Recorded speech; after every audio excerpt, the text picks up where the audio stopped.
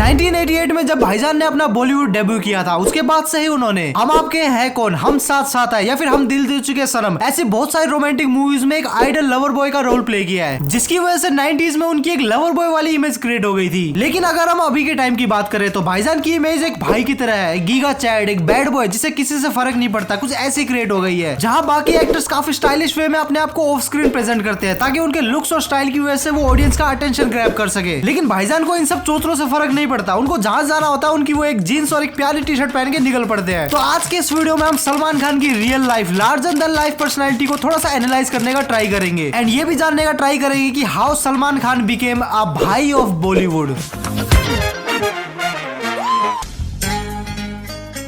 देखो अब ऐसा तो नहीं है कि जो ये भाईजान की बैड बॉय वाली इमेज थी ये हमेशा से ही थी, ये टाइम के साथ साथ बिल्ड हुई है। 90s में जहाँ Salman Khan majority romantic movies में प्रेम जैसे एक आइडल लवर बॉय का रोल प्ले कर रहे थे, बट एक्चुअली उन्हें रियल लाइफ में कभी प्रेम मिला ही नहीं। कभी कोई उनपे चीट कर देता था और कभी कभी भाईजान खुद ही चीट कर देते थे, जिसकी वजह से भाईजान की इस फेल लव स्टोरी की चर्चा पूरे भारत में रहती थी। और इसका एक मेन रीजन है मीडिया। भाईजान और मीडिया का रिश्ता कभी भी ठीक नहीं रहा, अभी भी ठीक नहीं है वैसे तो। मीडिया को जब भी मौका मिलता था वो भाईजान को उंगली जरूर किया करते थे और भाईजान भी बराबर टाइम में उंगली लेने पहुंच भी जाते थे, अपने कंट्रोवर्शियल हरकतों की वजह से या फिर अपने ऊपर लगे हुए क्रिमिनल केसेस की वजह से। सारे के सारे केसेस को हम डिटेल में एक्सप्लेन करेंगे। लेकिन जैसे जैसे टाइम आगे बढ़ता गया भाईजान की एक नेगेटिव इमेज क्रिएट होने लगी, उनके अफेयर्स, चीटिंग के आरोप या फिर क्राइम चार्जेस की वजह से। और दूसरी तरफ उनकी एक सेक्शन ऑफ ऑडियंस में पॉजिटिव इमेज भी क्रिएट हो रही थी, उनके चैरिटी वर्क्स, अच्छे कामों और अपने दोस्तों की हमेशा हेल्प करने की वजह से। मेजर एग्जांपल है SRK। जब SRK मुंबई में एक आउटसाइडर थे, उन्होंने अपना इतना बड़ा नाम नहीं बनाया था, तब SRK और उनकी वाइफ भाईजान के घर पे ही रहे थे।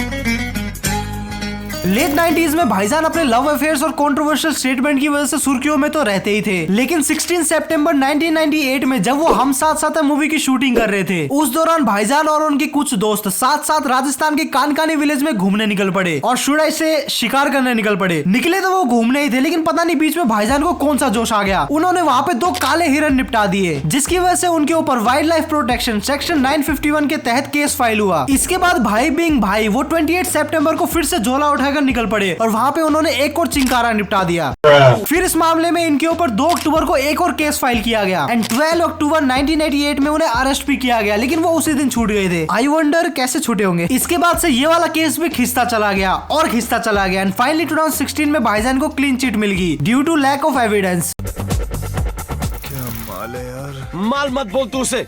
क्यों, तेरी कोई लगती है क्या? नहीं, ये शरीफों का मोहल्ला है और बाय द वे ये बहुत शरीफ, नेक और पाकिज़ा किस्म की कन्या है। ब्लैक बक केस तो बस शुरुआत थी, अब भाईजान की लाइफ में कंट्रोवर्सीज की बारिश आने वाली थी, क्योंकि उनकी मुलाकात होती है उनकी पसंदीदा औरत ऐश्वर्या राय से। 1998 में ऐश्वर्या राय और भाईजान ने डेट करना भी शुरू कर दिया था, लेकिन भाईजान ऐश्वर्या राय को डेट करने से पहले सोमी अली को डेट करते थे और कहा जाता है कि ऐश्वर्या राय के लिए भाईजान ने सोमी अली को चीट कर दिया और सोमी अली से पहले भाईजान संगीता बिजलानी को डेट करते थे। और कहा तो ये भी जाता है कि भाईजान ने सोमी अली के लिए संगीता को चीट किया था। भाईजान अपना सिस्टम पूरा अपडेटेड रखते थे, पुराना मॉडल जमता ही नहीं था। और ये साला लड़कियों को भी हमेशा से बैड बॉय पसंद आते थे, मेरे जैसे जेंटलमैन इज्जतदारों की कोई कदर ही नहीं है। जो भी हो अच्छा हुआ, भाईजान के लिए फुल सपोर्ट। भाईजान और ऐश्वर्या राय का रिलेशनशिप 2000 तक काफी अच्छा चल रहा था। शादी वादी की खबरें आना शुरू हो गई थी और टैलेंटेड आर्टिस्ट कांपना शुरू हो गए थे, क्योंकि शादी होगी तो नेपोटिज्म का एक और प्रोडक्ट आ जाता ना। ये कोई पाप नहीं है। कुछ हो गया तो क्या होगा? बच्चा।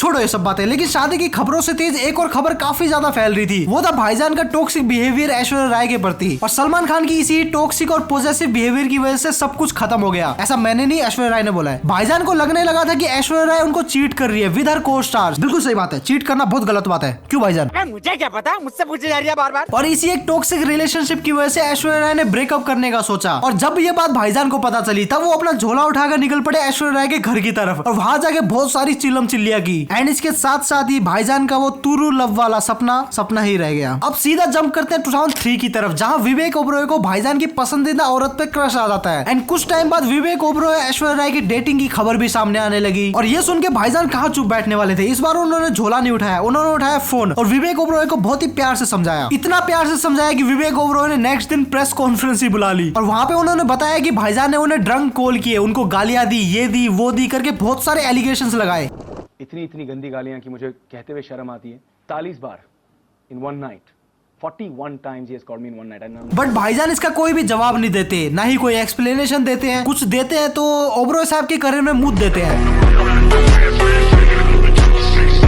पता है क्या हुआ, भाईजान के मोहल्ले में कैटरीना आ गई और भाईजान अपना झोला उठा के निकल पड़े एक और ट्राई करने, और लगता है एक और बंदे का करियर जाने वाला है।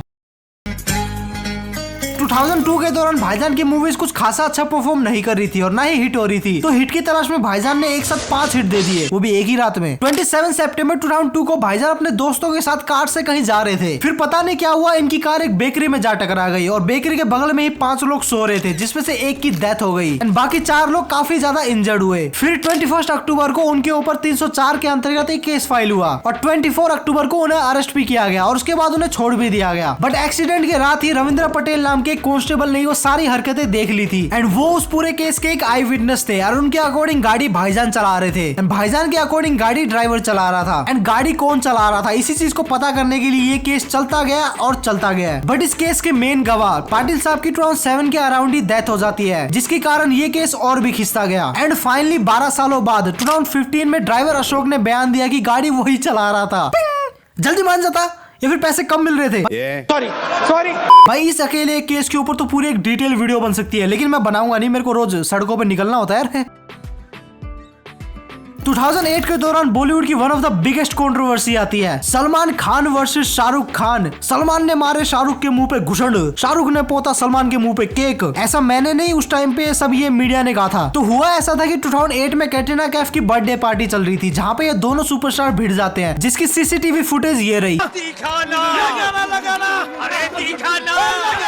जस्ट किडिंग, इस केस को मैं इसलिए इतना सीरियसली नहीं ले रहा क्योंकि ये केस सीरियस था ही नहीं। हाँ, इन दोनों की तू मैं जरूर हुई थी, दो जवान लौंडे दारू पी के थोड़ा सा हल्ला मचा लिया होगा, लेकिन इतनी कोई सीरियस फाइट नहीं थी। 2016 के स्टार स्क्रीन अवार्ड में इन दोनों ने आगे सब कुछ क्लैरिफाई कर दिया था। तो ये तो थे भाईजान के लाइफ के कुछ मेजर इवेंट्स जिनकी वजह से उनकी लाइफ चेंज होगी, या फिर बोल सकते हैं कि उनकी इमेज चेंज हो गई। और अगर बात करें भाईजान की गीगा चैट वाली पर्सनैलिटी की, तो उसके मल्टीपल रीजन है और सबसे एक बड़ा रीजन है उनका फिटनेस। 2000 के टाइम पे यूथ के फिटनेस आइकॉन भाईजान हुआ करते थे और कईयों के तो अभी तक है। फिटनेस एक बंदे के बारे में बहुत सारी चीजें बता देता है कि वो बंदा कितना डिसिप्लिन है, कितना हार्डवर्क करता है। और फिटनेस खरीदी नहीं जा सकती, हाँ गवाह जरूर खरीदे जा सकते हैं। मैं आ जाऊं क्या अपनी पर?